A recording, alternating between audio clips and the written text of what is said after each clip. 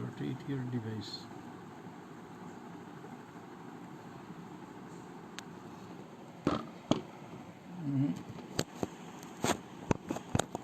এটা তো ভালো আছে, বেটার আছে।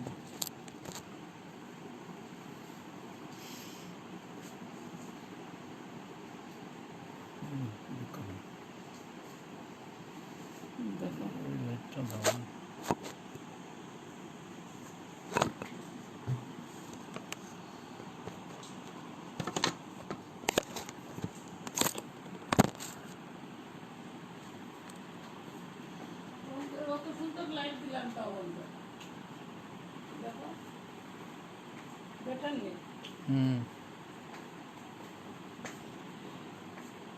শুভ সন্ধ্যা। আজ দ্বিজেন্দ্র জলি লাইব্রেরির আমন্ত্রণে যে বিষয় শব্দটা ব্যবহারটা সম্ভবত ঠিক হলো না, তো তার বদলে বরং বলি যে আমার কাছে আরও অনেকের কাছেই, আমার মতো আরও অনেকের কাছেই যিনি অনন্ত সাগরের মতো, যার পরিমাপ করা কঠিন, এরকম এক আশ্চর্য মানবী সম্পর্কে আজ আমার কিছু চিন্তা ভাগ করে নেব। আচার্যা সুকুমারী ভট্টাচার্য আজ থেকে ঠিক 100 বছর আগে 1921 সালের 12 জুলাই এমনই একটা দিনে পশ্চিমবঙ্গের মেদিনীপুর জেলায় জন্ম হয়েছিল তার মামার বাড়িতে। আমাদের যে কোনো নিরিখে দীর্ঘ জীবনই পেয়েছিলেন আচার্যা সুকুমারী ভট্টাচার্য। 93 বছর বয়সে তিনি প্রয়াত হলেন যখন, সেটা 2014 সালের এক নিদাঘ দীর্ণ জ্যৈষ্ঠ মাস। এটা বাংলার হিসেব, আমরা ইংরেজি বলতে অভ্যস্ত, ইংরেজি তারিখ হিসেবে করি সাধারণত। সেই হিসেবে মে মাসের দ্বিতীয় সপ্তাহের শেষে তিনি প্রয়াত হন। আচার্যা সুকুমারী ভট্টাচার্য সম্পর্কে আমি এইটাই বলবো আজ, যেটা আজ আমি যে কথা বলছি তার সম্পর্কে। আমার গুরু প্রণাম, আচার্যার উদ্দেশ্যে আমার শ্রদ্ধার বিনীত অর্ঘ্য। 1977 সালের মে মাসে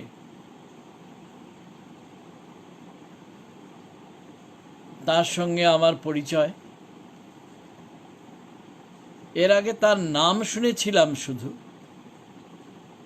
শুনেছিলাম যে যাদবপুর বিশ্ববিদ্যালয়ের সংস্কৃত বিভাগে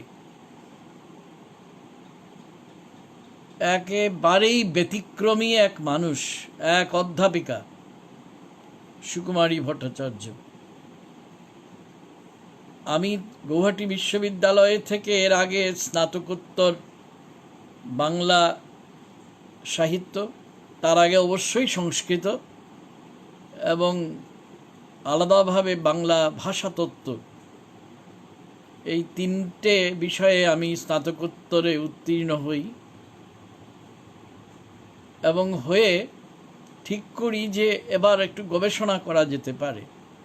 ততদিনে আমার মাথায় ঘোলাটে আকাশ ঢুকে গেছে সাহিত্যের। শতক্রতু বলে পত্রিকা সম্পাদনা করতাম আমি আমার বন্ধু মিথিলেশ ভট্টাচার্যের সঙ্গে। তাতে যুক্ত ছিল আমার আরেক বন্ধু রণবীর পুরকায়স্থ এবং তরুণতর বন্ধু শেখর দাস এবং আরও অনেকে। এবং ওই সময়ে গবেষণা করব এরকম একটা ভেবেছিলাম, আর মনে হয়েছিল যে আমি যেহেতু সংস্কৃতের ছাত্র ছিলাম, কাছাড় কলেজে সংস্কৃত পড়াচ্ছি,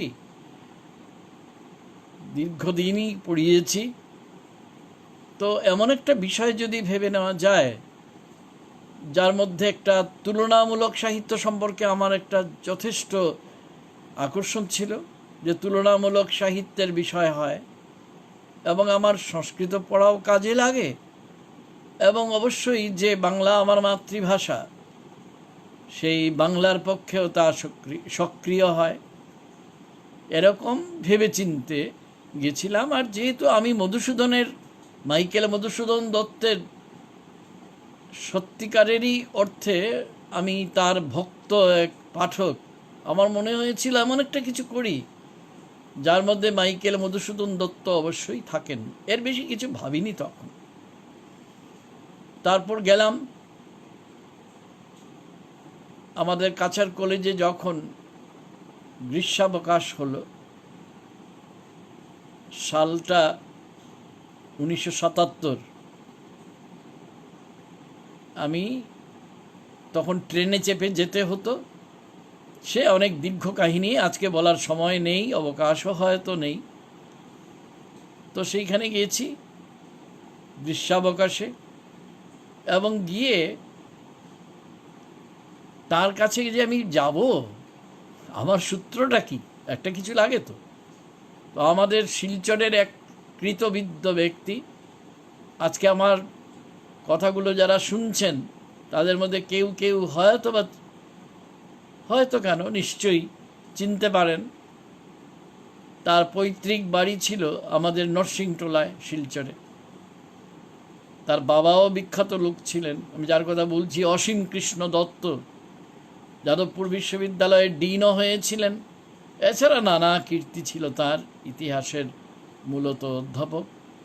তো তার সঙ্গে আমার বাবার সূত্রে কিছু পরিচয় তো ছিল। হেমচন্দ্র দত্তের পুত্র তিনি, কৃতবিদ্য মানুষকে নিয়ে বরাক উপত্যকা গর্ব করে, শিলচর গর্ব করে, এই সূত্রে তাকে জানতাম। তো তার বাড়িতে গিয়ে দেখা করলাম কলকাতার ভবানীপুরে 32 নন্দন রোড। এবং তিনি বললেন, সব কিছু শুনে টুনে বললেন, সুকুমারীদের কাছে যাবে, তবে তিনি তো এখন অসুস্থ, তার প্যারাটাইফয়েড হয়েছে, সম্ভবত বাড়িতেই আছেন। আচ্ছা দাঁড়াও, আমি তাকে একটা টেলিফোন করি। বলে তিনি তার বাড়ি থেকে টেলিফোন করলেন, করে বললেন যে তিনি একটা সময় দিয়েছেন, তো আজকে তো হবে না, তুমি অমুক দিন এসো। আমি থাকতাম বিরাটিতে, কলকাতার বিরাটি থেকে ভবানীপুর যথেষ্টই দূর। আর দিদি তখন থাকতেন, তখনকার পশ্চিমবঙ্গের ডাকসাইটে মুখ্যমন্ত্রী জ্যোতি বসুর বাড়ি হিন্দুস্তান পার্কে, তার বাড়ির খুব কাছাকাছি, অনেকটা পেছনের দিকে, P489 কেয়াতলা রোড, এই হচ্ছে ঠিকানা। ভাড়া বাড়ি ছিল। তো অসীমবাবুর সঙ্গে সকালের দিকে রওনা হয়ে গেলাম। গিয়ে যথারীতি আমাদের যেটা নিয়ম, তাকে প্রণাম করতে গেছি। প্রথমেই তো এক ধরনের আমাদের পুরনো সংস্কারে একটু ধাক্কা লাগলো, আমি কারোর প্রণাম টনাম নিই না বাপু। তারপর দ্বিতীয় যখন আমি তাকে সম্বোধন করলাম ম্যাডাম বলে, তিনি বললেন, ম্যাডাম বলবে না আমাকে, দিদি বলো। ঠিক আছে, তো এই দিদি তিনি। তো একটা কথা বলে নিই, আমার জীবনে আমার মা অরুণা ভট্টাচার্যের ভূমিকা যতখানি গুরুত্বপূর্ণ, দিদি সুকুমারী ভট্টাচার্য তার ভূমিকাও ততটাই গুরুত্বপূর্ণ। এবং দিদি বলতাম বটে, কিন্তু তিনি আমার মাতৃসমা ছিলেন। কিন্তু সে তো আমার ব্যক্তিগত কথা। আরেকদিনও তার সম্পর্কে কিছু স্মৃতিচারণ করেছি। আজকে তার শতবর্ষ পূর্তি উপলক্ষে তাকে যে প্রণাম নিবেদন করছি, তার একজন অত্যন্ত সাধারণ ছাত্র হিসেবে আমি মনে করি এইটে আমার কাছে অনেক বড় কথা, যে আমি আমারই ছাত্রী শ্রীমতী দুর্বাদেবের অনুরোধে আজকে যে তার সম্পর্কে কিছু বলার সুযোগ পেলাম, এই জন্যে দুর্বাই বরং আমার ধন্যবাদের পাত্রী। একটা সুযোগ তো পাওয়া গেল তার সম্পর্কে কিছু বলার জন্যে। তার কথা অমৃত সমান অন্তত আমার জন্যে, এবং সেটা আমি যতই বলি ফুরোবে না কোনো দিন। তার সঙ্গে আমার এই যে 1977 সালে সম্পর্ক শুরু হলো, 1981 সালের নভেম্বর মাসে আমি আমার গবেষণা জমা দিলাম। এইখানে আমি ব্যক্তিগত কথা আর বেশি বলবো না, তার সম্পর্কেই বলবো।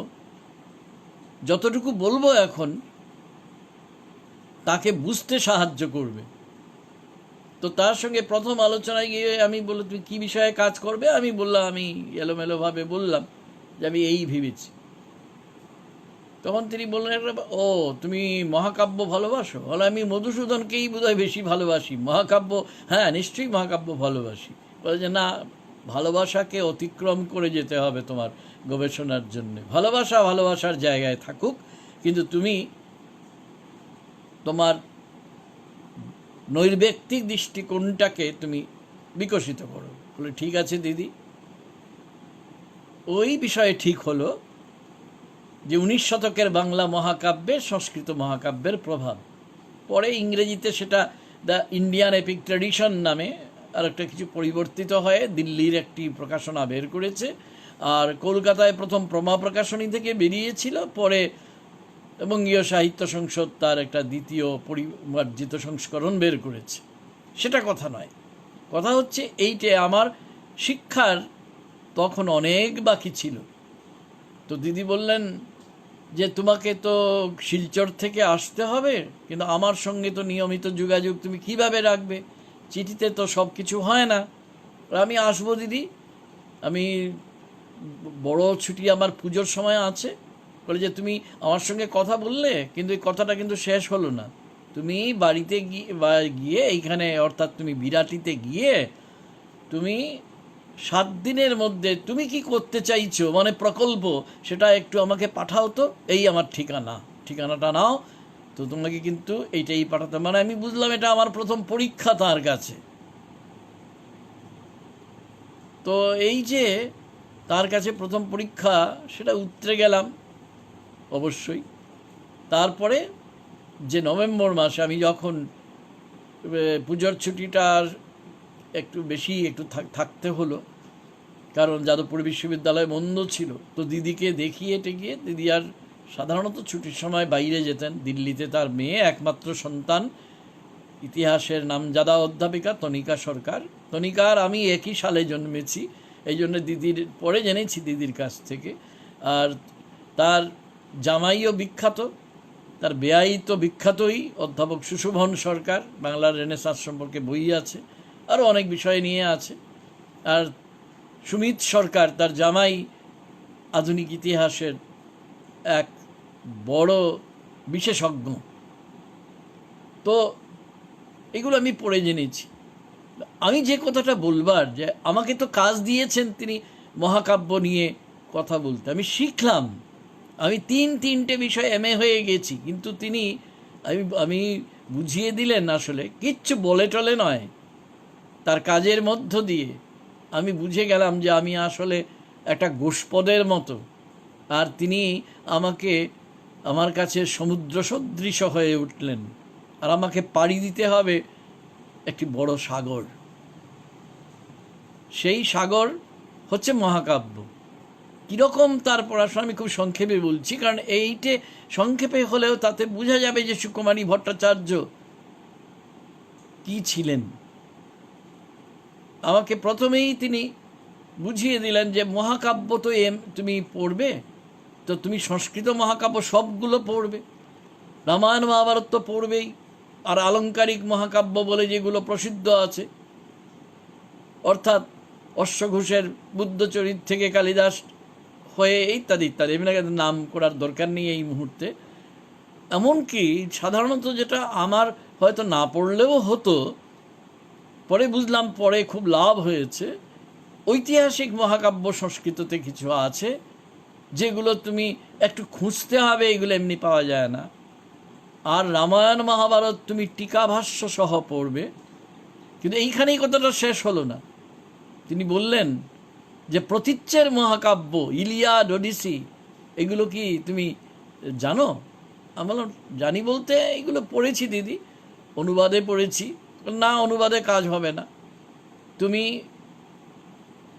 কোন এডিশন পড়ছো সেটা খুব গুরুত্বপূর্ণ। এই হচ্ছে প্রথম পাঠ, যে বয়ানটা পড়ছি, যে টেক্সটটা পড়ছি, তা যদি ধ্রুপদী সাহিত্যের কিছু হয় তাহলে প্রথম দেখে নিতে হবে যে বিদ্বজ্জনদের দ্বারা স্বীকৃত কিনা সেই এডিশন, সেই সংস্করণটি। এবং এই হলো আরেকটা পাঠ। এই পাঠের কোনো শেষ ছিল না আমার তার কাছে। তারপর তিনি বললেন যে তুমি ইলিয়াড ওডিসি শুধু না, ইংরেজি সাহিত্যের যেটা প্রথম বিউলফ, জার্মান সাহিত্যের যেটা প্রথম মহাকাব্য লিবেলুঙ্গেন লাইড সেটা পড়ো। স্ক্যান্ডিনেভিয়ার কান্ট্রিতে মানে নরওয়ে, ডেনমার্ক, সুইডেনে যে সাগাগুলো আছে সেগুলো পড়ো। ফরাসি সাহিত্যে যেটা আছে সং অফ রোলান্ড ইংরেজি অনুবাদে সেটা পড়ো। মানে এক কথায়, এবং যে এমন তোমার কোনো ফাঁক থাকলে চলবে না। আরও একটা পাঠ আমি এই সঙ্গে পেয়ে গেলাম, যে উচ্চতর পাঠে, সত্যিকারের পাঠে আংশিক কোনো কিছু দাম নেই, যেতে হবে সমগ্রের দিকে। এই পাঠ নিরন্তর আমাকে তিনি দিয়ে গেছেন। এবং আমি পরে আমার ছাত্রছাত্রীদের, আমি তাদের মাঝে মাঝে একটু মজা করেই বলতাম, তোমরা তো ভাগ্যবান, আমি খুব একটা কড়া টাস্ক মাস্টার নই। পড়তে সুকুমারীদির হাতে, তাহলে বুঝতে টাস্ক মাস্টার কাকে বলে। কেন? কারণ এর পরের পাঠটা হচ্ছে, তোমাকে তো মহাকাব্য যদি পড়তে হয় তপোধীর।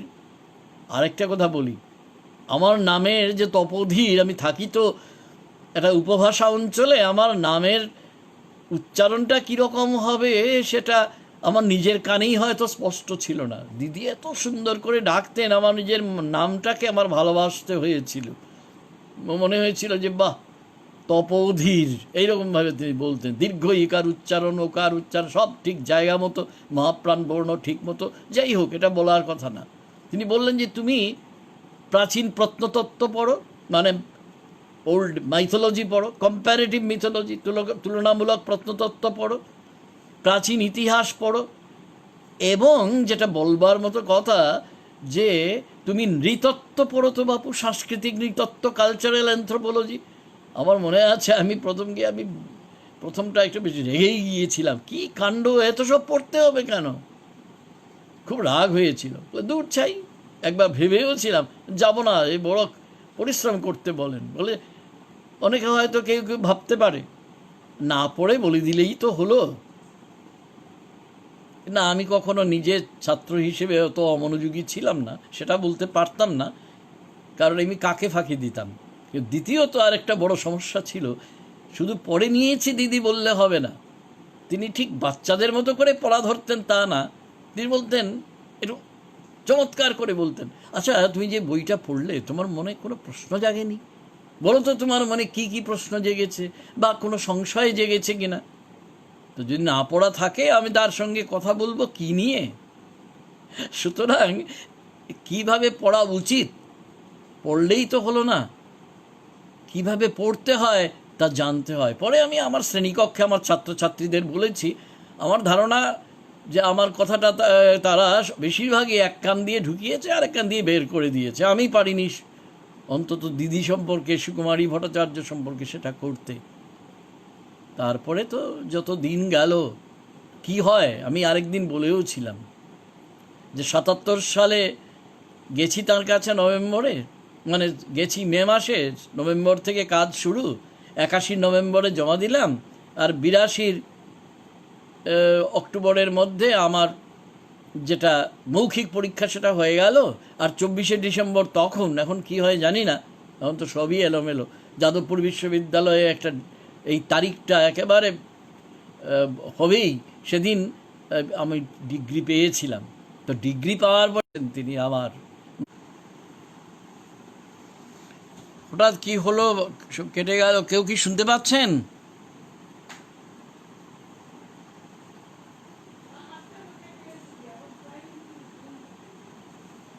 আবার এসেছে, কিন্তু হঠাৎ চলে গেল।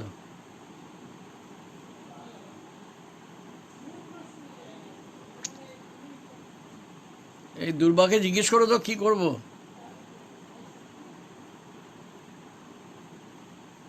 ও ঠিক আছে, আমি দুঃখিত, কিন্তু এটা আমার কিচ্ছু করার নেই। যারা অনেকে হয়তো শিলচরের বাইরে আছেন, তারা শিলচর সম্পর্কে এইটুকু বুঝে নিন যে এটার জন্যে সম্পূর্ণতই অন্তর্জালের সমস্যা দায়ী। তো যে কথা আমি বলছিলাম, যে সুকুমারী ভট্টাচার্য এইভাবে যে সম্পর্কের গ্রন্থনা তৈরি করেছেন তার ছাত্রের সঙ্গে, সে আমার জীবনের দুর্লভ সম্পদ। এবং সেই দুর্লভ সম্পদ এই জন্যে বলছি যে সাধারণত আমিও তো পরে কত গবেষণা করিয়েছি, কিন্তু এর বেশি আর বলবো না। যা আপনারা যা বুঝবার বুঝে নিন। কিন্তু আমার গবেষণা শেষ হওয়ার পরেই কিন্তু তার সঙ্গে আমার সম্পর্কটা থাকলো। তিনি চলে গেলেন 2014 সালের মে মাসের দ্বিতীয় সপ্তাহে। তার ঠিক 2 মাস আগে আমি এবং আমার সহধর্মিনী স্বপ্না গিয়েছিলাম কলকাতায়, তাকে দেখতে গিয়েছিলাম। তো সেই গল্পটা আমি অনেক জায়গায় লিখেওছি বোধহয়, তো এখানে একটু বলতে আমার ইচ্ছে হচ্ছে সবাইকে। দিদি কিন্তু জীবনের শেষ কয়েকটা বছর দুরারোগ্য একটা রোগে ভুগে চলৎশক্তি হারিয়ে ফেলেছিলেন। যারা সুকুমারী ভট্টাচার্যকে দেখেছেন কি দৃপ্ত ভঙ্গিতে তেজস্বিনীভাবে তার হাঁটা চলা, তারা ভাবতে পারবেন না যে এটা কত বড় ট্র্যাজেডি। তাকে এইভাবে দেখা, ওয়াকার নিয়ে তাকে ভেতরে হাঁটা, অত্যন্ত শীর্ণ হয়ে পড়েছিলেন, চোখের দৃষ্টিও কমে গিয়েছিল। একটা বড় ম্যাগনিফাইং গ্লাস ছিল তার।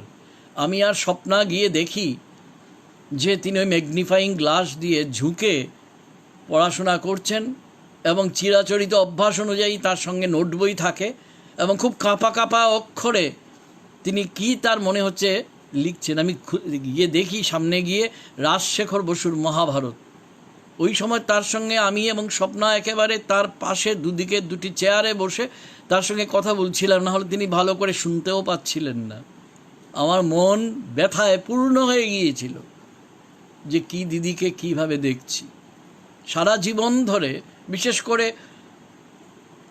গবেষণা শুরু করার বছর 2-1 পর থেকেই তিনি যেখানে গেছেন, পৃথিবীর কত দেশ তিনি ভ্রমণ করেছেন তার সীমা সংখ্যা নেই। যেখানে গেছেন আমাকে এবং আমার সঙ্গে স্বপ্নাকেও, স্বপ্না তো তার ছাত্রের স্ত্রী, কিন্তু আমার চেয়ে বোধহয় ওকেই বেশি ভালোবাসতেন।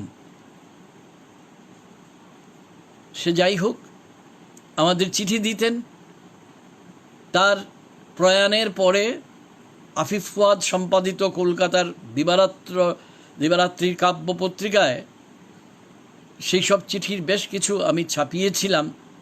যারা সেই চিঠিগুলো পড়েছেন তখন তারাই বলেছেন যে এর কোনো তুলনা হয় না। ব্যক্তিগত ছিল না সব কিছু, ব্যক্তিগত কথা তো ছিলই, নৈর্ব্যক্তিকও ছিল অনেক কিছু। সব সময়ই তিনি নানা কিছু পরামর্শ দিতেন। আর সবচেয়ে বড় কথা, চিন্তায় ভাবনায় তিনি তো ছিলেন ক্ষুরধার যুক্তির অধিকারী। যুক্তিবাদী মন নিয়ে তিনি পড়াশোনা করেছিলেন। তিনি ছিলেন মূলত ভারততাত্ত্বিক, ইংরেজিতে যাকে বলে ইন্ডোলজিস্ট। কিন্তু ভারততত্ত্ব নিয়ে কথা বলতে গিয়ে, লিখতে গিয়ে তিনি যা পরামর্শ আমাদের দিয়েছেন, উত্তরসূরির জন্যে তা চির অম্লান হয়ে থাকবে। এগুলো তিনি আমাদের চিরহরিত বৃক্ষ। তো কিভাবে পড়তে হবে, একটু আগে বলছিলাম যখন হঠাৎ করে কেটে গেল আমাদের সংযোগ, কিভাবে পড়তে হবে তিনি সবসময় সেটা বলতেন। আর আমার যখন পিএইচডি ইত্যাদি হয়ে গেল, তখন দিদির কিছু বই বেরোতো, সবসময় বেরোতো বাংলায় এবং ইংরেজিতে। তো তার যে দ্বিতীয় বইটাকে আমি বেশি বিখ্যাত বলি, তার প্রথম বই যেটা সবচেয়ে বেশি বিখ্যাত, যে কেমব্রিজ ইউনিভার্সিটি প্রেস থেকে বেরিয়েছিল 1970-এ, তার নাম ইন্ডিয়ান থিওগনি, মানে ভারতীয় দেবতাদের নিয়ে এমন এক আলোচনা। ওই যে আমি বলছিলাম না যে আমাকে পড়াশোনার কথা বলতে গিয়ে তিনি বলেছেন যে মহাকাব্য পড়তে চাও, তাহলে প্রাচীন ইতিহাস পড়ো, প্রাচীন এবং সাংস্কৃতিক নৃতত্ব পড়ো,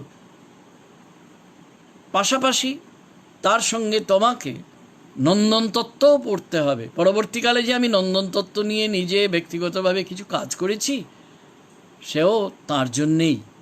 ভারতীয় নন্দন চিন্তা বলে যে বইটা, আমার এটাই দুঃখ থাকে তিনি চলে যাওয়ার পরেই বইটা বেরোলো বঙ্গীয় সাহিত্য সংসদ থেকে, তাকে আমি দিতে পারলাম না। তার ইচ্ছে ছিল যে আরও কিছু কাজ আমি করি। তো এই যে তার সঙ্গে আমার শেষ দেখা আমার এবং স্বপ্নার, সেই সময় দেখি গিয়ে তিনি মহাভারত নিয়ে কাজ করছেন। মহাভারত সম্পর্কে আরেকটা কথা বলি, যে তিনি বলতেন আমাকে যদি কেউ কোনোদিন নির্বাসন দেয়, তাহলে আমি বলবো আমার নির্বাসন দে বাপু, যা খুশি কর, কিন্তু আমাকে মহাভারতটা সঙ্গে নিতে দিস, তাহলে আমার আর কারুরই প্রয়োজন নেই। এবং এটা মুখের কথা ছিল না। দিদি কখনো কাউকে খুশি করার জন্যে বা নিজেকে খুশি করার জন্যে কিচ্ছু বলতেন না। এবং মহাভারতকে তিনি কি চোখে দেখতেন ব্যক্তিগত আলাপচারিতায়ও উঠে আসতো। তো বলছিলাম যে আমার গবেষণা যখন শেষ হয়ে গেল, তার দ্বিতীয় বিখ্যাত বই, যেটা কেপি বাগচি থেকে 2 খণ্ডে বেরিয়েছিল, হিস্ট্রি অফ বেদিক লিটারেচার, তার দ্বিতীয় খণ্ড তখন বেরোচ্ছে, তার ফাইনাল প্রুফটা দিয়ে গেছে। তো দিদি আমাকে, আমি ওইখান থেকে চিঠি দিতাম, তখন তো আর এখনকার মতো চলভাস তো ছিল না, মোবাইলের নামই শুনিনি কোনো দিন। তো দিদি আমাকে বললেন যে তপোধীর, তোমার যদি খুব অসুবিধে না হয়, তুমি কি কয়েকদিনের জন্য আসতে পারো? আমার ইন্ডিয়ান এপিক ট্রেডিশন বইটা আমি কাউকে দিয়ে কপি এডিট, এই কথাটা আমাদের এই অঞ্চলে হয়তো কেউ শুনেইনি। এটা প্রুফ দেখা না, এর চেয়ে আরেকটু খুঁটিয়ে পড়া, কোথাও কোনো কিছু অসঙ্গতি আছে কিনা তার দৃষ্টি আকর্ষণ করা। আমি ভাবলাম এ তো আমার বিরল সৌভাগ্য। তো আমি গিয়ে প্রথম কলকাতায় হোটেলে উঠতাম, আমার তো আর তেমন জায়গা ছিল না, কিংবা ICSSR গেস্ট হাউস, যেটা দেশপ্রিয় পার্কের কোনায় আছে, সেইখানে যেতাম। তো সেইখানে থেকে তার বাড়িতে যেতাম 2-1বার এইরকম হওয়ার পরে, পরপর 2-3 মাস পরপরই যেতাম। তারপর তিনি বললেন যে ওইটা হচ্ছে না, তোমার আসা যাওয়ায় খুব কষ্ট হচ্ছে, আর ততদিনে তো আমার রক্তে চিনি ধরা পড়ে গেছে, সেটা নিয়েও ভারী মজার গল্প আছে তাকে নিয়ে। তো সেই তোমার কষ্ট হচ্ছে, তুমি আমার ওখানে চলে এসো। তাহলে দিদি আপনার কষ্ট হবে, তো তুমি থাকবে, তাতে আমার কষ্ট কি? তারপর একটু মজা করে বললেন, জানো না তুমি সংস্কৃতের ছাত্র, আগে গুরুগৃহে বাস করতে হতো, না হলে শিক্ষা সমাপ্ত হয় না। আমি তখন হেসে বললাম যে দিদি এত আমার পরম সৌভাগ্য, কার এত বড় সৌভাগ্য হয়? তো তার চারদিকে বই ঠাসা, আমার বেশ ভালোই কাটতো। একটু অসুবিধে হয়েছিল, আমি একটু এলোমেলো স্বভাবের লোক, তো কখন খাই কখন চান করি, এটা হবে না। সকালবেলা একটা বিশেষ সময়ে তিনি নিজে উঠতেন, তারপর তপোধীর বলে ডাক, উঠেছ? তা আমি না উঠে পারি, তারপর তাড়াহুড়ো করে তো তার সঙ্গে চা খেতাম, একেবারে ঘড়ি ধরে কোন সময় চা খাবেন, একেবারে 6:45 সকালে, একটু হেরফের হবে না। তারপরে একটু আমার সঙ্গে গল্প টল্প করলেন, একটু রবীন্দ্রনাথের গান শুনলেন, তার একটা পুরনো মারফি রেডিও ছিল, সেখানে শুনতেন, এবং তারপর গিয়ে তিনি পড়াশোনায় ঢুকলেন, এবং ঢুকতে গিয়ে দরজা বন্ধ করে দিলেন। সেইখানে তখন আর খাতির নেই কারোর, বলে যে তুমি পড়াশোনা করো, মানে কি তিনি যে কাজগুলো দিয়েছেন সেইগুলো করছি। এবং তারপর একটা বিশেষ সময় চান করতে হতো, কারণ তিনি 11:15 সময় খেতেন।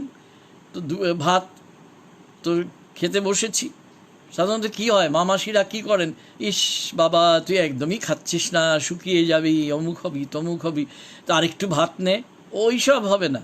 দিদির সঙ্গে তখন থাকতো সুশীলদা বলে একজন, পরে একেবারে শেষ দিকে পেয়েছি সন্ধ্যাকে, দিদির মেয়ের মতোই ছিল। যাই হোক, বলতেন খবরদার তবধূকে যতটুকু ভাত দিয়েছ আর একদম দেবে না, ওর সুগার বেড়ে যাবে। আমি তখন শেষ দিকে তো ওই তার সঙ্গে থাকতে থাকতে যা হয়েছিল আবদার করতাম। দিদি বলেন, দিদি এ কি, সবাই লোকে অনেক কিছু খেতে টেতে দেয়, বলে আমি কি তোমার শত্রু, আমি তোমাকে খেতে দেবো? সেসব হবে না। সবচেয়ে লাভ এইসব নয়। বিভিন্ন কাজের ফাঁকে দুপুরবেলা খাওয়ার পরে কিছুক্ষণ গল্প করতেন, তারপরে গিয়ে তিনি একটু সময় শোতেন, কিন্তু দিবানিদ্রা দেওয়া তার ধাতে ছিল না। তিনি কি করতেন তাহলে? একেবারে সেটাও নিয়ম মাফিক, হয় ইংরেজি একটা উপন্যাস পড়তেন, না হলে বাংলা উপন্যাস পড়তেন। একদিন ইংরেজি, একদিন বাংলা, ঠিক তেমনি ওই রকম। তার মানে জীবনে ডিসিপ্লিনড না হলে তো কিছু হওয়া যায় না। তো দিদির কাছে এটাই শিখেছি হয়তো, কিন্তু প্রয়োগ করতে পারিনি, সেটা আমার দুর্ভাগ্য, আমারই দুর্বলতা। কিন্তু সুকুমারী ভট্টাচার্য, ওই আমার গবেষণার সময় আরেকটা কথা বলি, তাহলে যারা শুনছেন বা দেখছেন যারা বুঝতে পারবেন লেখাপড়া কাকে বলে। তো ইংরেজির ছাত্র এখানে হয়তো কেউ নেই, যদি থাকতেন। আমার তো আবার ইংরেজিতে সাম্মানিক ছিল, জিসি কলেজে পড়তাম ইংরেজি অনার্স নিয়ে। তো ওই সময়ে একটা বই পরে এমএতে পড়ার সময়ও দেখেছি, দ্য হুইল অফ ফায়ার বলে, শেক্সপিরিয়ান ট্র্যাজেডির উপর অসাধারণ একটি কাব্যময় আলোচনা ট্র্যাজেডির। তো সেই জি উইলসন নাইটের ভাই, আপন ভাই ডব্লিউ জ্যাকসন নাইট একটা বই লিখেছিলেন ভার্জিলের ইনিড নিয়ে, যার ইনিড হিস্ট্রি অ্যান্ড অ্যানথ্রোপোলজি ছিল বইটার নাম। দিদির স্বামী বিখ্যাত অধ্যাপক, যার ছাত্র স্বয়ং সত্যজিৎ রায়, সুকুমার, তিনি প্রেসিডেন্সি ইউনিভার্সিটিতে পড়াতেন। তখন তো ইউনিভার্সিটি হয়নি, প্রেসিডেন্সি কলেজে ইংরেজি পড়াতেন। এবং 4 লেকচারস অন গ্রিক ট্র্যাজেডি বলে তার একটা বই অক্সফোর্ড ইউনিভার্সিটি প্রেস থেকে বেরিয়েছিল। 70 সালে যে বছর দিদির প্রথম বই ক্যামব্রিজ ইউনিভার্সিটি থেকে বেরোয়, দুর্ভাগ্যক্রমে কর্কট রোগে, সেই বছরই তিনি অকালে মারা যান অমলবাবু। তো অমলবাবুর নামে তিনি সেন্টার ফর ইউরোপিয়ান স্টাডিজ বলে তার বাড়িতেই একটা সুবিশাল গ্রন্থাগার করেছিলেন। সেখানে পড়ে আমি কত উপকৃত হয়েছি। তো ওইখান থেকে তিনি বইটা নিয়ে আমাকে তিনি দিয়েছিলেন, বলে এটা পড়ো, পড়ে কি বুঝলে, তোমার মনে কোনো প্রশ্ন জাগ, সেই পুরনো কথা, কোনো প্রশ্ন জাগলো কি না। কারণ যে পড়াশোনার থেকে কোনো প্রশ্ন জাগে না, সেটা কোনো পড়াই নয়। এটা তিনি কতবার যে বলতেন তার ঠিক নেই। তো সুকুমারীদির কাছে ওই তার দ্বিতীয় বইটার দ্বিতীয় খণ্ড, literature in the Vedic age, যখন পড়তে গিয়ে আমারও একটা বিশাল বড় পাঠ নেওয়া হলো যে একাডেমিক পড়াশোনা কাকে বলে এবং কত খুঁটিয়ে দেখতে হয়। আর তাতে যে নোটস অ্যান্ড রেফারেন্সেস, কল্পনারও অতীত। কারণ দিদি তো জার্মান ভাষা জানতেন, ফরাসি ভাষাও জানতেন, এবং কাঠচলা গোছের ল্যাটিনটা জানতেন। তার স্বামী গ্রিক জানতেন, দিদি অবশ্য গ্রিক জানতেন না, কিন্তু ইংরেজি অনুবাদে পড়তেন। এবং সেইগুলো, এই যে ভাষাগুলোর কথা বললাম, সেই ভাষার সাহিত্যের কত যে রেফারেন্স তাতে আছে, এতে আমার যে উপকার হয়েছে সে আমি ভাষায় কুলিয়ে বলতে পারবো না। তারপরে যখন এই দুটো বই বেরিয়ে গেল, কেপি বাগচির থেকে দুটো খণ্ডই বেরিয়ে গেল, তারপরে বললেন তপোধীর, আমি ভাবছি কি জানো তো, যে ইংরেজি বই আর কজন পড়ে, তো তুমি আর স্বপ্না দুজনে মিলে, তখন আমি নর্থ বেঙ্গল ইউনিভার্সিটিতে পড়াচ্ছি, তোমরা যদি এটা সংক্ষিপ্ত করে বাংলা অনুবাদ করো।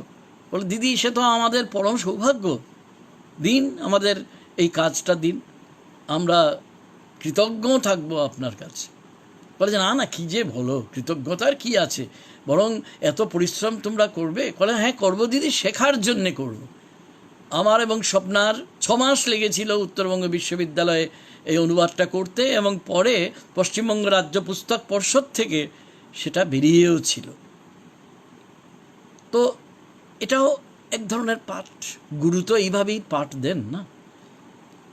আমি তো ঠিক অতটা ধার্মিকতা বিষয়ে আগ্রহী নই, কিন্তু একটি কত আমাদের ঐতিহ্যের বা পরম্পরার অংশ বলে আমি অনেক কিছুকে আবার মানি। যেমন চক্ষুরুন্মিলিতং যেন তস্मै শ্রী গুরবে নমঃ, এই যে কথাটা, যিনি আমার চোখ খুলে দিয়েছেন সেই গুরুকে নমস্কার।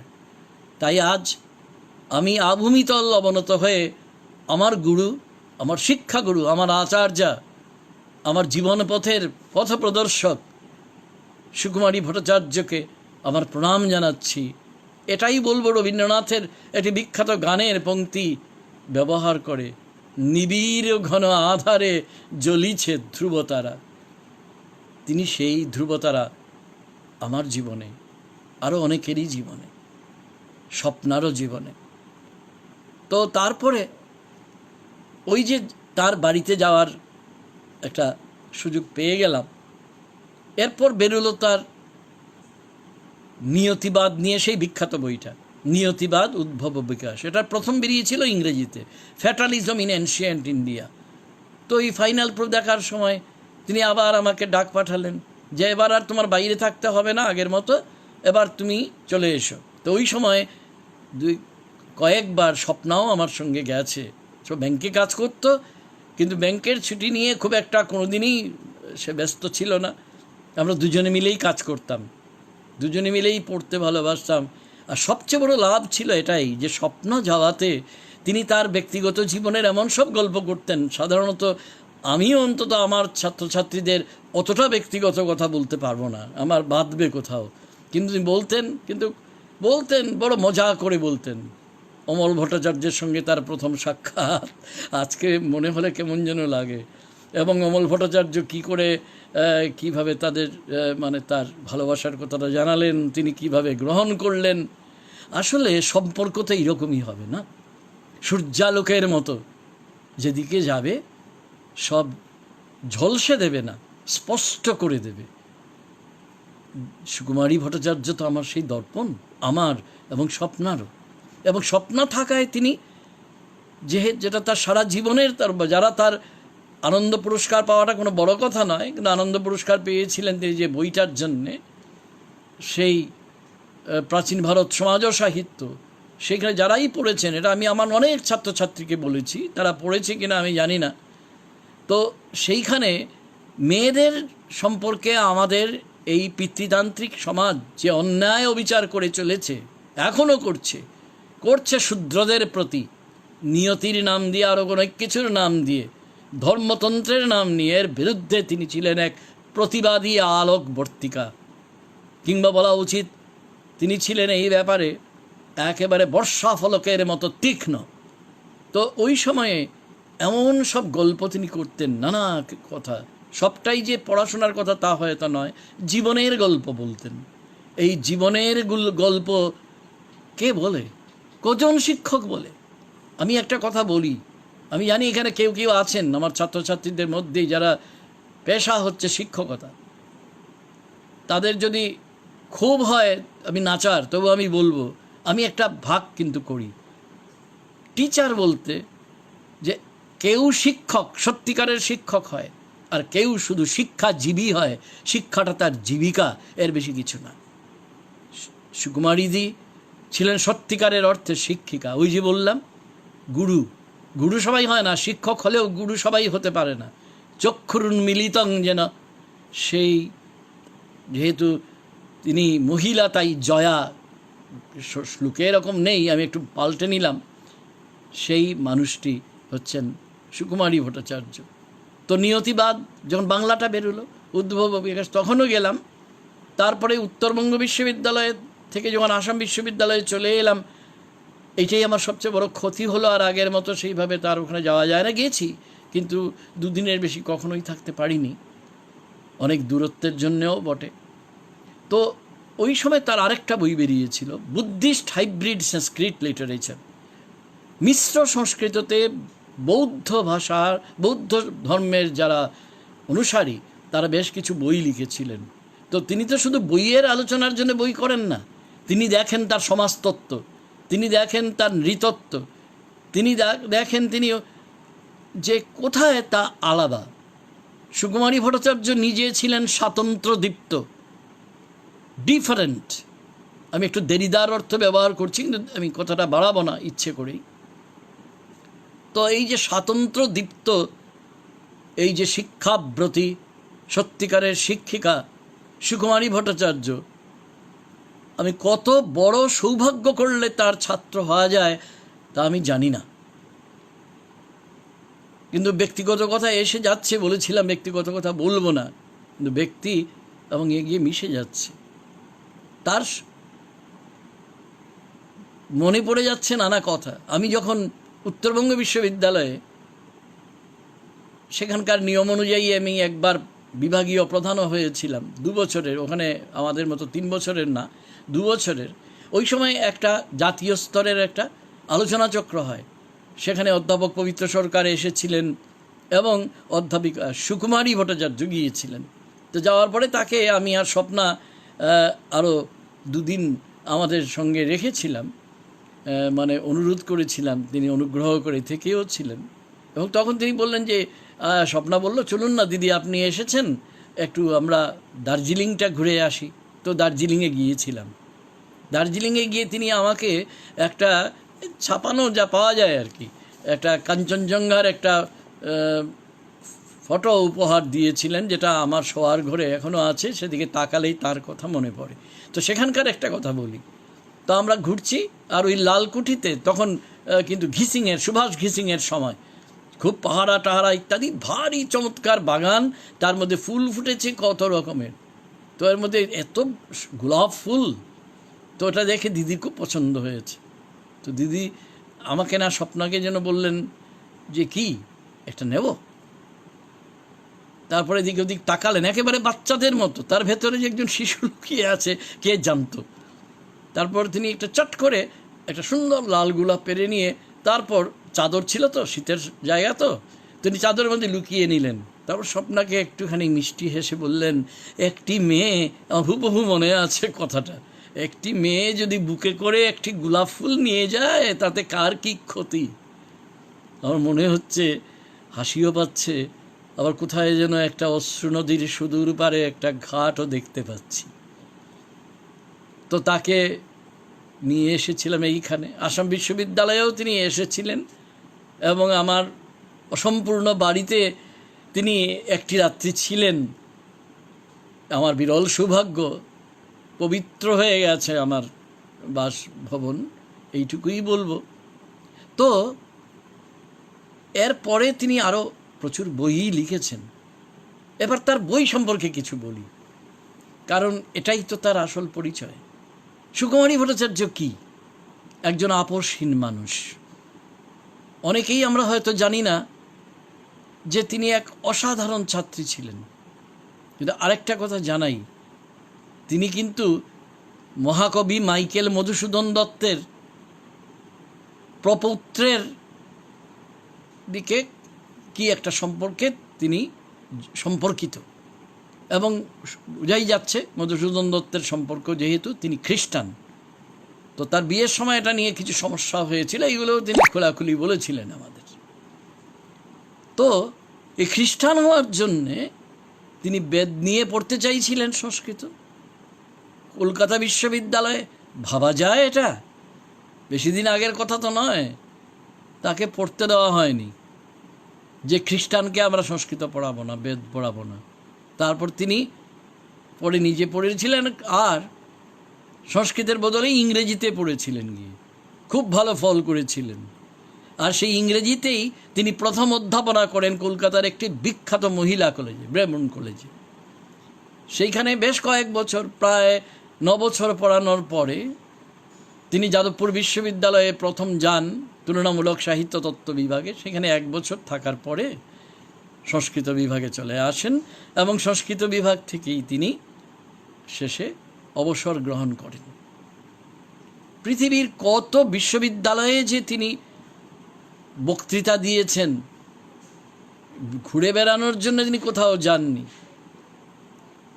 অস্ট্রেলিয়ায় গেছেন কয়েকবার, মার্কিন যুক্তরাষ্ট্রে গেছেন, কেমব্রিজে গেছেন তিনি, যেখানে 2 বছর পড়েছিলেন ইন্ডিয়ান থিওগনি বের করার সময়।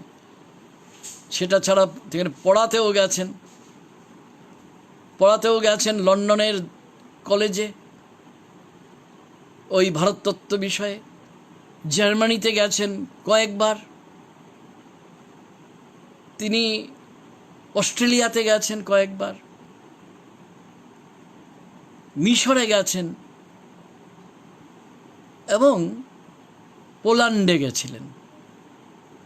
পোল্যান্ড থেকে আমার মনে আছে ওইখানে খুব বিখ্যাত এইটুকুন ছোট ছোট কিছু রেপ্লিকা পাওয়া যায়, মানে আমাদের এইখানে বলা যায় কৃষ্ণনগরের পুতুলের ধাঁচে, কিন্তু ঠিক সেরকম নয়।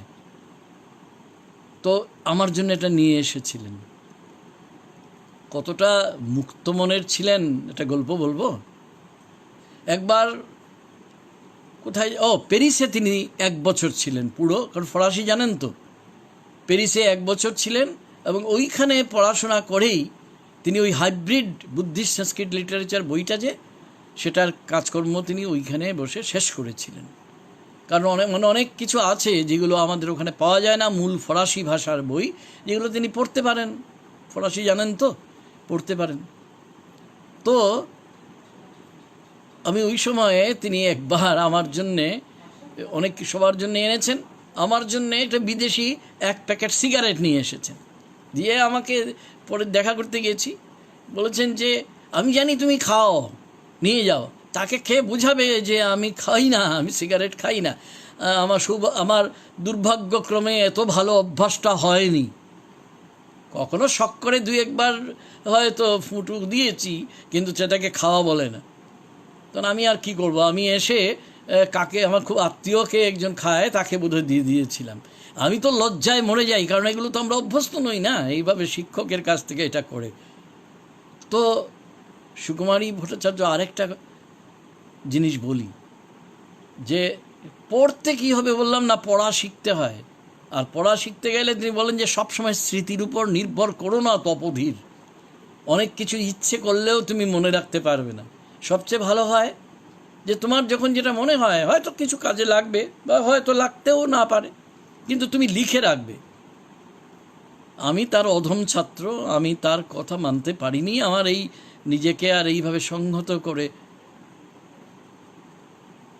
আমি নিতে পারিনি। তো এই যে ইন্ডিয়ান থিওগনি, কিছু কিছু বইপত্র এদিক ওদিক তো ঘেটেছি।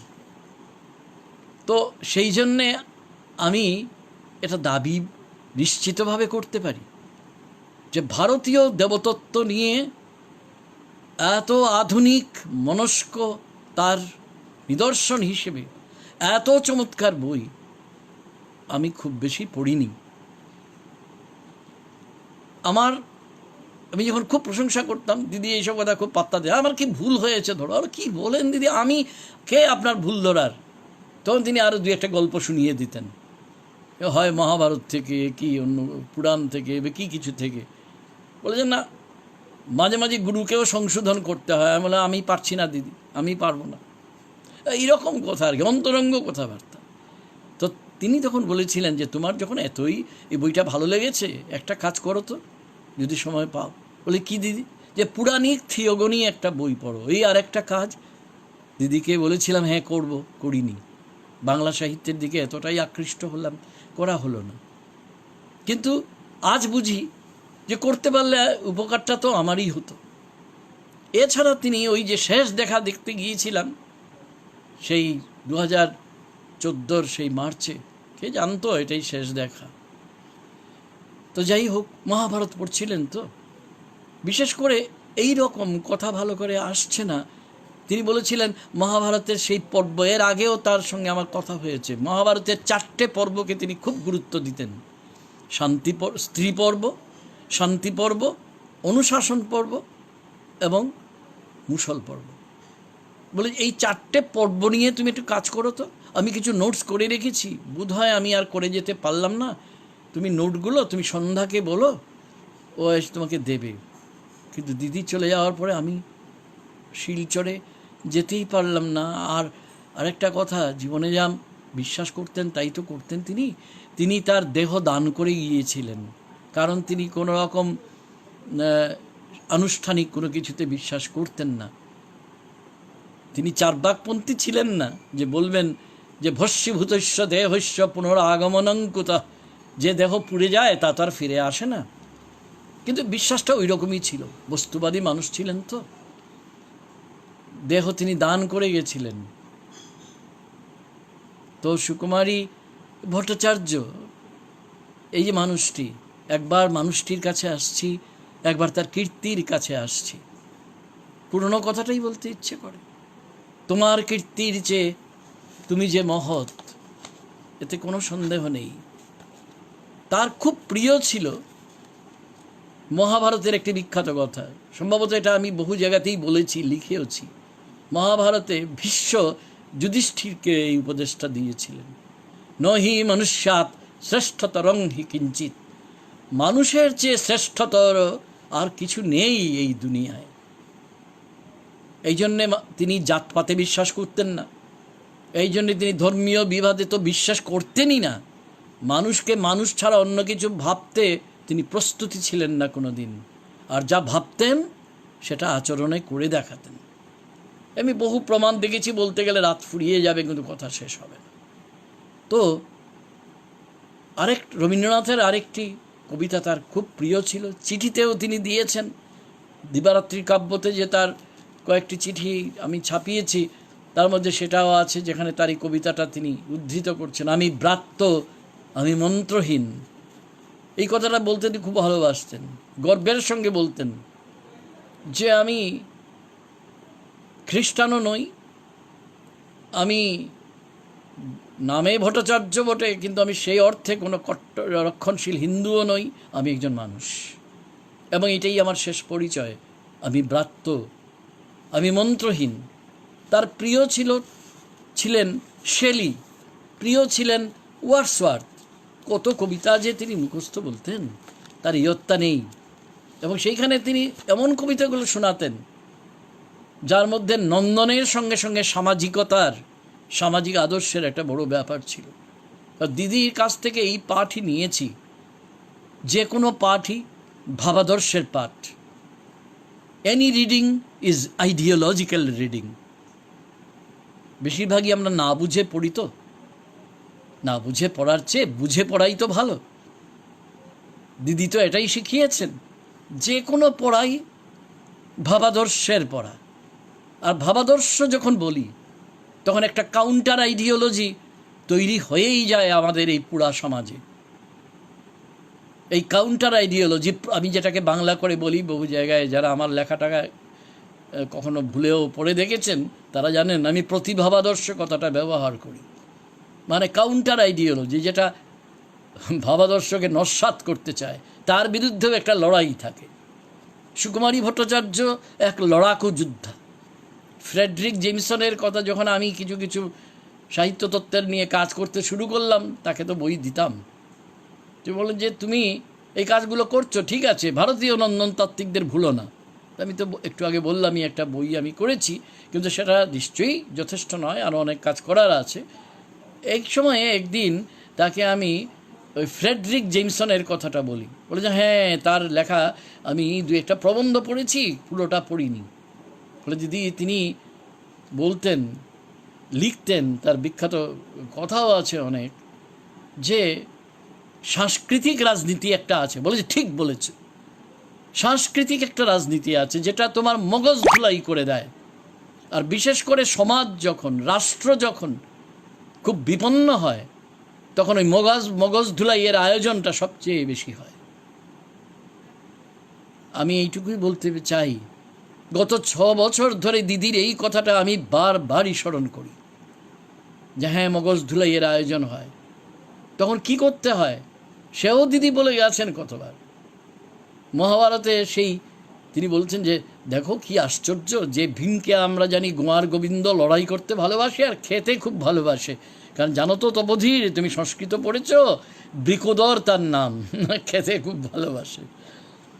তো সেই ভীম কিনা যুধিষ্ঠিরকে গিয়ে বলেছিল, হে মহারাজ, ওই অভিমন্যুর অকাল মৃত্যুর পরে যখন সবাই ভেঙে পড়েছে প্রায়, তখন শিবিরে গিয়ে ভীম বলেছিল, অর্জুন নয়, কৃষ্ণ নয়, অন্য কেউ নয়, ভীম, যাকে আমরা হয়তো নিজেদের ভুলে মনেও করতে পারি মাথা মোটা ভীম। মোটেই মাথা মোটা না। কি বলেছিল? হে মহারাজ, যে যুদ্ধ কেউ দেখতে পায় না, যে যুদ্ধে অস্ত্রশস্ত্র কোনো কাজে লাগে না, যে যুদ্ধ একাকী নিজের সঙ্গে করতে হয়, সেই মুহূর্ত আপনার এসেছে, অথবা আপনি উঠুন। তত্ত্বে যুদ্ধং সমায়তং উত্তিষ্ঠ রাজন, হে রাজা আপনি উঠুন। যে যুদ্ধ একা করতে হয় নিজের সঙ্গে নিজে, কেউ সঙ্গে থাকে না, এই সময়ে এসেছে। আজকাল ভীমের সেই কথাটা তিনি বলতেন, আমাদের গল্পচ্ছলেই বলতেন, অনর্গল বলতেন, কোনো ব্যাপার ছিল না তার কাছে। একটা উদাহরণ দিই, যে ব্যাপার যে ছিল না। এখন আমি যেটা বলবো আমার ছাত্রছাত্রীদের জানি না মনে আছে কিনা, আমি কিন্তু আমার অনেক শ্রেণীকক্ষে এটা বারবার পুনরুচ্চারণ করি, এটা দিদির কাছেই শোনা। খ্রিস্টীয় প্রথম শতাব্দীর বিখ্যাত কবি এবং নাট্যকার রোমের, টেরেন্স তার নাম। তিনি লাতিন ভাষায় একটা কথা বলেছিলেন চিরদিন মনে রাখার মতো, হোমোসুম হুমেরি নীলামে আলিয়েনাম পুতো। বাংলা মানে হচ্ছে হোমোসুম মানুষ আমি, মানুষের পৃথিবীতে কোনো কিছুই আমার থেকে দূরবর্তী নয়। যদি তাই হবে তাহলে কে দূর? কেউ তো সুদূর নয়। সবাইকে কাছে নিয়ে আসার যে দায় সে তো আমাদেরই। তো পড়াশোনা কিসের জন্য? ডিগ্রি পাওয়ার জন্যে, পিএইচডি হওয়ার জন্যে, ডিলিট হওয়ার জন্যে, কয়েকবার এমএ হওয়ার জন্যে না। যে মানুষের চেয়ে বড় কিছু নয়, যা নহি মনুষ্যাৎ শ্রেষ্ঠতরং হি কিঞ্চিৎ, ওই বিশ্বের সেই বিখ্যাত বাণী যুধিষ্ঠিরকে, সেইটাই তো শেষ কথা। এই মানুষকেই খুঁজেছেন তিনি, মানব রতন তিনি সন্ধান করেছেন, যেটা লালন ফকিরও সন্ধান করেছেন, যেটা আমাদের সিলেটের বিখ্যাত গায়ক, বাউল সম্রাট বলতাম আমি তাকে, তার সঙ্গে আমার পরিচয় ছিল, শাহ আব্দুল করিমও বলেছেন, মানুষ হয়ে তালাশ করলে মানুষ পাওয়া যায়। মানুষ হতে হবে আগে, তবে তো মানুষ হয়ে খুঁজতে হয়। সুকুমারী ভট্টাচার্য ছিলেন সেই রকম একজন শ্রেষ্ঠ মানবী। তার যে বইগুলো, এই বইগুলো সবাইকে আমি পড়ে দেখতে অনুরোধ করি। তার মৃত্যুর আগেই শুরু হয়েছিল প্রকাশনা, কলকাতার গাংচিল 4 খণ্ডে প্রবন্ধ সংগ্রহ বের করেছে। এটা প্রত্যেকের বাড়িতে অবশ্য পাঠ্য, অবশ্য সংগ্রহযোগ্য বই। এছাড়া কত বই যে তিনি লিখেছেন, ছোট ছোট বইও লিখেছেন। রামায়ণ মহাভারতের আনুপাতিক গুরুত্ব, এটা নিয়ে লিখেছেন। তিনি লিখেছেন হিন্দু সাম্প্রদায়িকতা নামে বই, বিশেষ করে মেয়েদের নিয়ে যে তার বই, প্রাচীন ভারত নারী ও সমাজ, যেটার মূল ইংরেজি বই নাম ছিল women in ancient Indian society, প্রাচীন ভারতীয় এর মধ্যে নারী। আমাদের অনেকের দৃষ্টিকোণ তিনি খুলে দিয়েছিলেন।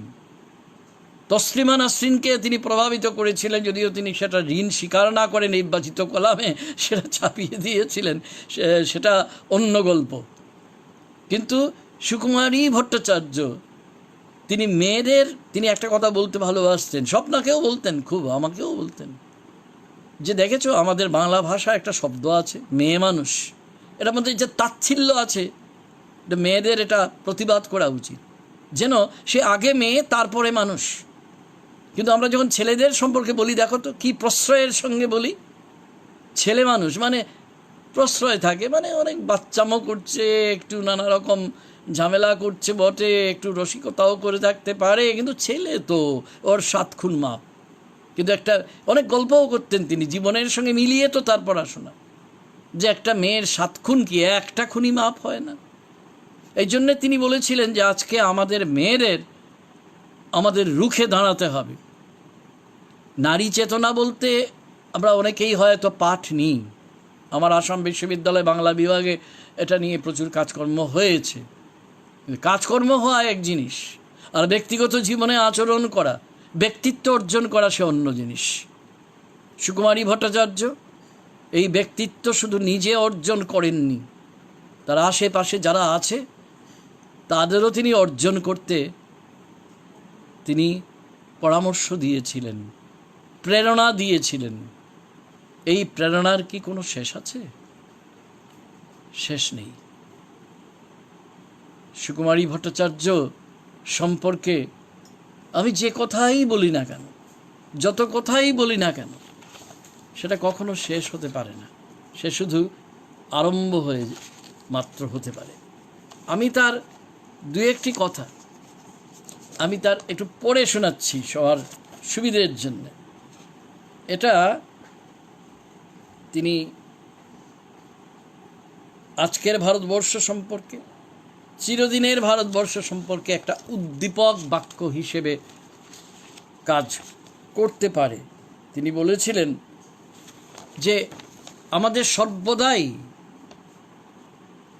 সেই পাঠক চাই যে পাঠক, এবার তার উদ্ধৃতি দিচ্ছি, খুঁজে পান মূল্যবোধের সংক্ষোভে বিচলিত আপন চিত্তের প্রীতিরূপ কিছু সংশয়ের সমাধান, কিছু বা নতুন প্রশ্ন যা ভাবাবে এবং উন্নততর জীবনবোধের দিকে এগিয়ে যেতে সাহায্য করবে। সংশয়ের উজ্জ্বলতা নামে যে প্রবন্ধ, তার প্রবন্ধ সংগ্রহের 2য় খণ্ডে আছে, সেইখানে সেটা পাওয়া যাবে।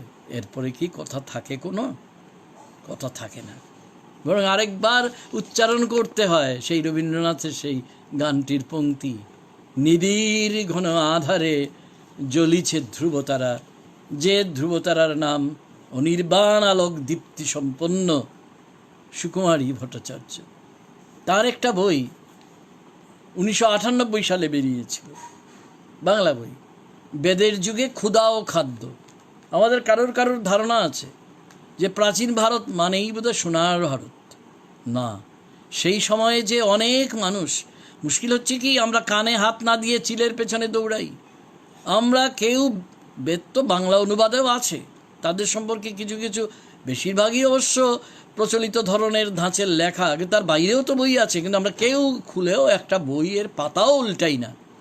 যদি দেখতাম তাহলে দেখতাম বেদের যুগে বরং অনেক বেশি ক্ষুধায় কষ্ট পেত মানুষ।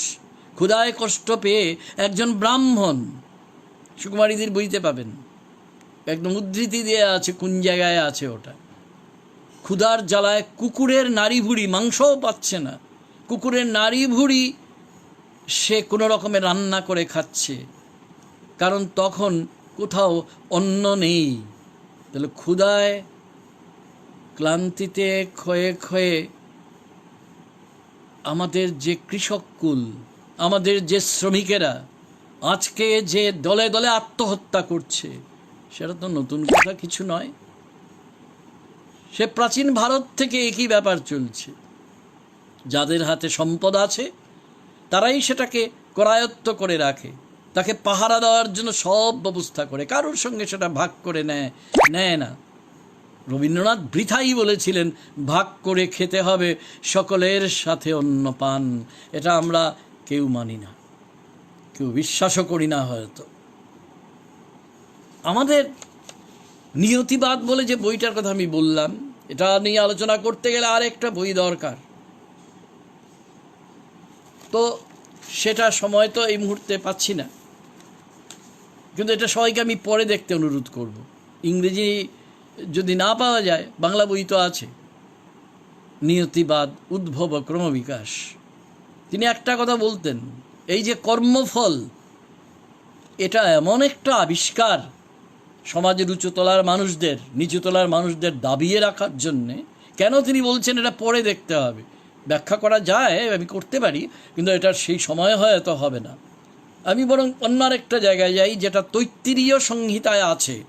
তৈত্তিরীয় সংহিতা জানেন তো, যজুর্বেদের একটি মানে যে অংশটা কবিতা, সেইখানকার তৈত্তিরীয় সংহিতার 6ষ্ঠ খণ্ডে আছে। সেখান সম্পর্কে, সেই জায়গাটা সম্পর্কে তিনি বলছেন, লিখছেন এরকম, বৈদিক সমাজে নারীর প্রতি মনোভাব সবচেয়ে পরিস্ফুটভাবে প্রমাণিত হয় একটি বেদাঙ্গ সূত্রে। মাত্র একদিনের জন্যে উপবাস করতে হবে, একদিনের কৃষ্ট সাধন। কি করলে? কালো পাখি, শকুনি, নেউল, সূঁচো, কুকুর, শূদ্র এবং নারীকে যদি হত্যা করা হয়, লক্ষ্য করুন কার পরে কি আসছে। একদিনের উপবাস করলেই পাপ মুক্ত হয়ে যাব। কালো পাখি, শকুনি, নেউল, সূঁচো, কুকুর, শূদ্র এবং নারী হত্যার জন্যে একই প্রায়শ্চিত্ত। কোথায় আছে?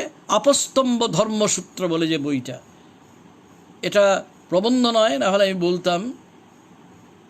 এটার 1 নম্বর খণ্ডের 9 নম্বর অনুখণ্ডে 23 নম্বর অধ্যায়ের 45 নম্বর সূত্র। 1 নম্বর, তারপর 9 নম্বর, তারপরে 23 নম্বর, তারপরে 45 নম্বর। সামগ্রিক ছবিটি কি? যে মেয়ে, ওই যে মেয়ে মানুষ, আগে মেয়ে পরে মানুষ, উনমানব, সে পুরো মানুষ নয়, নারী কখনোই পুরো মানুষ নয়। এর বিরুদ্ধেই প্রতিবাদ সুকুমারী ভট্টাচার্যের। সেই প্রতিবাদ শুধু তিনিই করেছেন তার সময় তা তো নয়, এটা এখনও এইটে চালু থাকা উচিত। এবং এটা সম্পূর্ণভাবে যে সমস্ত পাপের জন্য দায়ভাগ কার? নারীর। তাই তাকে যে নিম্ন শ্রেণীর জীব বলে গণ্য করা হয় তা কিছু বিচিত্র নয়। অতএব সর্বগুণ সমন্বিতা নারীও অপকৃষ্টতম পুরুষের চেয়ে নিকৃষ্ট। এটা কোথায় আছে? তৈত্তিরীয় সংহিতায় 6, 5, 8, 2। কারণ 4টে খণ্ড আছে তো, তাই আমি এইভাবে বলছি 6, 5, 8, 2। সমাজে সুকুমারীদি বলছেন নারীর স্থান উনমানবীর। তাকে শুধু ভোগের সামগ্রী রূপে দেখা হতো। তার দেহ, তার শ্রম, তার প্রভুর ভোগের জন্যে। তাই তাকে বন্ধক রাখা যেত, কেনা যেত, বিক্রি করা যেত, যজ্ঞের দক্ষিণা হিসেবে, যৌতুক হিসেবে বা অতিথির উপহার হিসেবে দানও করা যেত। এটা তো তথাকথিত শাস্ত্রবাক্য। কথাটা হচ্ছে, আসল কথা হচ্ছে দৃষ্টিভঙ্গির। আসল কথা হচ্ছে ভাবাদর্শের। আমার ঠিক করে নিতে হবে আমি কোন পক্ষে আছি, সত্যের পক্ষে না পুঞ্জীভূত মিথ্যার পক্ষে? আমি আছি বিদ্রোহের পক্ষে নাকি মেনে নেওয়ার পক্ষে? আমি ভাবাদর্শের পক্ষে আছি না প্রতিভাবাদর্শের পক্ষে আছি? এইটা প্রথমেই ঠিক করে নিতে হবে। এটা কোথা থেকে জেনেছি? সুকুমারী ভট্টাচার্য আমাদের জানিয়েছেন, দেখেছেন হয়তো অনেকেই। কিন্তু একটি কথাই বলতে ভালোবাসি, অনেক জায়গায় বলি যে আমরা তাকাতে জানি, আমরা দেখতে জানি না। আমরা তাকিয়ে থাকি, তাই দেখি না কিছুই, তাই কিছুই আমাদের মরমে পশে না। এটা যেমন দেখার ক্ষেত্রে সত্যি, তেমনি আমাদের পড়ার ক্ষেত্রেও সত্যি। সুকুমারী ভট্টাচার্য এক লড়াকু যোদ্ধার নাম। পড়া তার কাছে সত্যিকারের অর্থেই একটা যুদ্ধ। যা তিনি পড়েছেন সেটাও তার কাছে সাংস্কৃতিক যুদ্ধেরই নামান্তর। অর্থাৎ সেটা তার কাছে এক চিরনবায়মান যুদ্ধক্ষেত্র। এইটাই তো শিখি তার কাছে। তার কাছে এই পাঠই তো আমরা নিতে পারি। হ্যাঁ, এটা ঠিক তার 100 বছর পূর্তি হয়েছে। এটা ঠিক যে 93 বছর বয়সে তিনি প্রয়াত হয়েছেন। কিন্তু তার এই যে সারা জীবন ব্যাপ্ত যে পড়াশোনা, সেখান থেকে অর্জিত যে সত্যবোধ, সেই সত্যবোধ তো এক জীবনে শেষ হয় না, তার তো মৃত্যু নেই। এই দিক দিয়ে যদি ভাবি তাহলে সুকুমারী ভট্টাচার্য অজর, অক্ষয়, নিত্য এবং সনাতন। আমি উপনিষদের শব্দগুলোই ইচ্ছে করে ব্যবহার করলাম। মৃত্যুর পরেও, তথাকথিত দেহাবসানের পরেও তিনি দীর্ঘতর পদক্ষেপে হেঁটে চলেছেন আমাদের সঙ্গে, আমাদের ছায়ার মতো হয়ে নয়, প্রদীপের মতো হয়ে। তিনি আমাদের চিরন্তন এক পাতিঘর, যাকে স্মরণ করব আমরা চিরদিন। যখনই আমরা ক্লান্ত হব, যখনই আমরা পথের দিশা খুঁজে পাব না, তখনই তার বইগুলো একটু খুলে দেখব, পড়ব। পরে কিভাবে পড়তে হয় আমি তো বলেইছি, সেইভাবে। তিনি আরেকটা কথা বলতেন আমাকে, বিশেষ করে আমি যখন গবেষণা করতে গেছি একেবারে প্রথম দিকে বলতেন, সংস্কৃত কথা, কিন্তু সবাই বুঝতে পারবেন, আমি একটু বুঝিয়ে দেবো। তিনি বলছেন, কীরকম গবেষণা করবে জানো তো বধির? স্থূনা নিখাতন ন্যায়। এ বুঝিয়ে দিচ্ছি। যখন কারোর বাড়িতে, সবার বাড়িতেই তো বাড়ি ওঠে, তখন কী হয়? প্রথম যে থামটা দেওয়া হয়, পিলারটা যেটা দেওয়া হয়, সেটাকে দেওয়ার জন্যে আমরা কত রকমভাবে, কত বড় করে আয়োজন করি না? অনেক গভীরে গিয়ে গর্ত খুঁজি। যদি 4 তলা হয় তাহলে তার মাপ একরকম, তার নানা রকম গণিতের হিসেব আছে। ঠিক তেমনি স্থূনা নিখাতন ন্যায় যদি আমি কোনো কিছুকে একটা প্রতীত করতে চাই, ওই যেমন একটা পিলার তুলতে চাই, তাহলে পিলারকে রাখার জন্যে, ধরে রাখার জন্যে তার ভিতটাকে তো শক্ত করতে হবে। তা আমরা কি ভিত শক্ত করি, নাকি পাখির মতো শুধু উড়ে বেড়াই? পাখির মতো উড়ে বেড়ালে তো চলবে না, ভিত শক্ত করে এগুতে হবে। কারণ আমাদের যে পড়াশোনা, আমাদের যে জীবনকে জানা, নিজেকে বোঝা সেই সূত্রে, জগৎকে বোঝা সেই সূত্রে, তার তো আরম্ভ আছে, শুধু নতুন নতুন আরম্ভ আছে, তার তো শেষ নেই। যা জানলাম বিভিন্ন সূত্রে, তাকে পরখ করে দেখব। তিনি একটা কথা বলতেন ওই উপনিষদ থেকে নিয়ে, পরিপ্রশ্নে না, পরের কথাটা বলতেন না ইচ্ছে করেই, হয়তো সেবয়া মানে সেবা দিয়ে, গুরুকে সেবা করে, এটা তিনি ইচ্ছে করেই বলতেন না, পরে বুঝতাম। কিন্তু পরিপ্রশ্নে না বলতেন। পরিপ্রশ্ন মানে কি? যত রকমভাবে সম্ভব জিজ্ঞাসা উত্থাপন করা যায়, চারদিক থেকে তৈরি করা সব জিজ্ঞাসা দিয়ে উত্তর খোঁজো। এবং আমি এইখানে আমার এক প্রিয় সাহিত্যতাত্ত্বিকের কথা ব্যবহার করব। এই জন্যে প্রত্যুত্তর যোগ্যতা অর্জন করতে হয়, রেসপন্ড করার মতো করতে হয়। এবং ইংরেজিতে যদি রেসপন্ড কথাটা লিখি, সঙ্গে সঙ্গে রেসপন্স। সুকুমারী ভট্টাচার্য সেই রকমই এক চিরকালের ঘুম ভাঙানিয়া এক আশ্চর্য মানবী। আমাদের সোনার কাঠি। আমরা যখন নানা কারণে নিজেদেরও জানতেই নিদালির ঘোরে আচ্ছন্ন থাকি, সত্য মিথ্যার মধ্যে করতে চাই না, অভ্যাসকে আমরা সেলাম দিই যে চলছে যখন চলুক না, এই হচ্ছে আমাদের রীতি এবং নীতি। তা কখনো ছিলেন না। সুকুমারী ভট্টাচার্যকে, আমার দিদিকে, আমার জীবন পথের ধ্রুবতারাকে আমি আমার প্রণতি নিবেদন করা ছাড়া আর কী বা করতে পারি? কথা আপাতত এইটুকু, কারণ কথা অমৃত সমান। যত বলবো কথা শেষ হবে না, হতে পারে না। যা বলতে পারলাম না, যা বলা গেল না, তার পরিমাপ অনেক অনেক বেশি। আবার একটু সংস্কৃতের ছাত্র হিসেবে একটু কালিদাস থেকে একটা শ্লোকের কিছু অংশ ব্যবহার করি। তিতীর্ষু দুস্তরং মোহাদ উরূপেনাস্মি সাগরম। আমি মোহগ্রস্ত হয়ে একটি ভেলা দিয়ে একটা সাগর পার হতে চেয়েছি। আমার অনেক সৌভাগ্যর মধ্যে একটি সৌভাগ্য অরুণা ভট্টাচার্যের সন্তান হওয়া,